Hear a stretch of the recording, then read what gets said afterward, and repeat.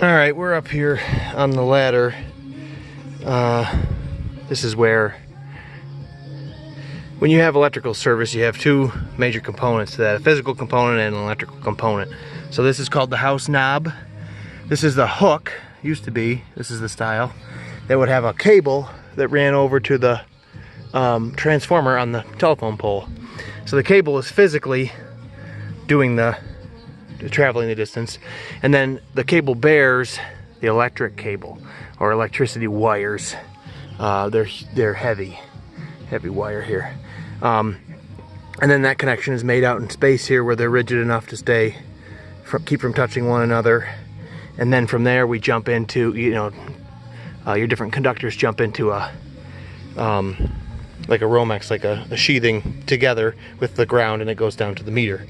So they came and turned us off, which means they took, and I asked them to do this too, they could have just undone the connections, but I asked them to physically run back to the transformer and clear this up for me, because Grant did a nice job of getting the fascia off to here, but he was uncomfortable, and I told him not to go any further because this was live at the time. So now that nothing is live here, we'll take the house knob off, and we'll take the rest of the fascia off. We'll drop that last cable holder, and this will fall away and go down to that point.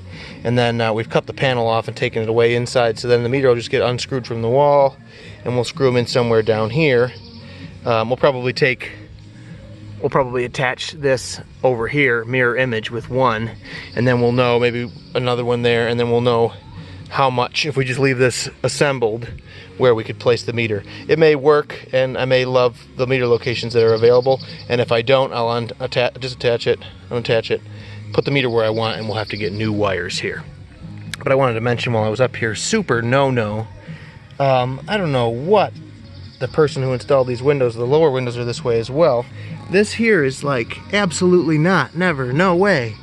This even has, I've dug some of this material out of here, this even has holes here, which is going to weep water, and this doesn't even have a rake. If this had a 2-foot rake or even a 1-foot rake or any rake to speak of, which is what you get when you call overhang, or what you call overhang, I might be like half okay with this, but there is nothing, and so this is just absurd. We're going to need to, at the very least, get aluminum flashing that has been treated for exterior use, and put a heavy bead of sealant here and sit it down into that, and then run it out and over this, and then once that's all, and use fasteners to attach it as well. But then when we paint the stain, it's called, but it's like a paint onto that as well, and get everything, even a layer of the paint stain stuff.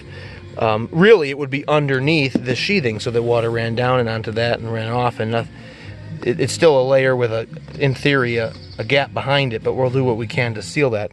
If this was okay this long, it would be a lot better in that way.